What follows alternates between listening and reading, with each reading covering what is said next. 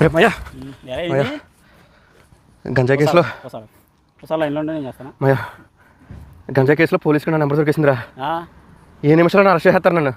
ఏం చేస్తావు? గంజాయిలు దొరకరా? అదంతా తర్వాత చెప్తాను. ఒక 5 రోజులు మీ ఇంట్లో షెల్టర్ ఇవి. ఒక 5 రోజులు కాదురా, గంజాయిలు దొరకడం ఏంటి? గంజాయి అమ్ముతూ చెప్పు సారీ. గంజాయి ఒక కాలేజ్ స్టూడెంట్కి అమ్మాను రా.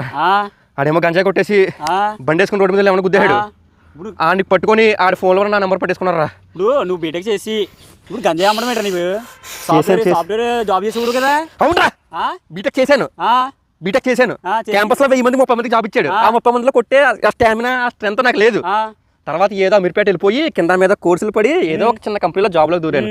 ఆడేమో 6 నెలలు అయిన తర్వాత ప్రాజెక్ట్ లేదనేసి బయటకు గంటేహాడు.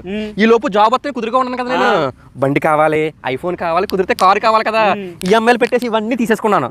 జాబ్ పోయిన తర్వాత ఇంకేం చేయాలో తెలియక 4 లక్షలు మళ్ళీ బ్యాక్ డోర్ కట్టి మళ్ళీ ఒకటి కట్టి 4 లక్షలు పెట్టాను. జాబ్ ఇచ్చేస్తారు కదా అనుకుంటా 4 లక్షలు పట్టుకుని పోయాడు. ఈ సంగతి అంతా ఇంట్లో చెప్పడానికి ధైర్యం సరిపోక వీధిలో తలెత్తుకోలేక రోజు ఇంట్లో వర్క్ ఫ్రమ్ హోమ్ జాబ్ చేస్తున్నాను అనేసి ల్యాప్టాప్ ముందు తీసుకొని నొక్కుంటూ కూర్చుంటున్నాను. మరి ఖర్చు కావాలి కదా, జాబ్ లేదని జోబికి తెలియదు కదా. అందుకని యాప్లోని అడ్డమైన యాప్లోని లోన్లు తీసేసుకుని ఈ 6 నెలలు గడిపేశాను. ఇంకా నా వల్ల కాలేదు మాయా. డబ్బులు కావాలనేసి ఒకరిని పట్టుకొని కాలేజీ కుర్రోళ్ళకి గంజాయి అమ్మడం మొదలెట్టాను. 3 నెలల నుంచి చేస్తున్నాను. బాగుంది వ్యాపారం, అప్పులన్నీ తీర్చేశాను. కానీ వీడు దొరికేశాడు. ఇప్పుడు నా దగ్గర డబ్బులు కూడా పెట్టుబడి అంతా పెట్టేశాడు. నాకు ఒక 5 రోజులు మీ ఇంట్లో షెల్టర్ చాలు. ఒక 5 రోజుల తర్వాత నేను వెళ్ళిపోతాను. ఒక 5 రోజులు అవునవునవును తప్పు. అలాంటి సాలరీ ఇచ్చాను నీతో ఏం చేయమంటావు? జాబ్ లేక ఫోన్ చేసి ఫ్రెండ్ గా నువ్వు అర్థం చేసుకుంటావు ఫ్రెండ్ గా అర్థం చేసుకుంటాను వచ్చాను.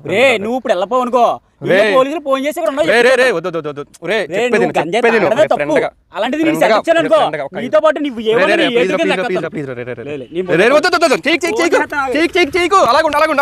డబ్బులు సులువుగా సంపాదించాలనే ఉద్దేశంతో డాక్టర్ బిఆర్ అంబేద్కర్ కోనసీమ జిల్లా రాయవరం మండలానికి చెందిన 4 యువకులు గంజాయి అమ్ముతూ పోలీసులకు పట్టుబడ్డారండి.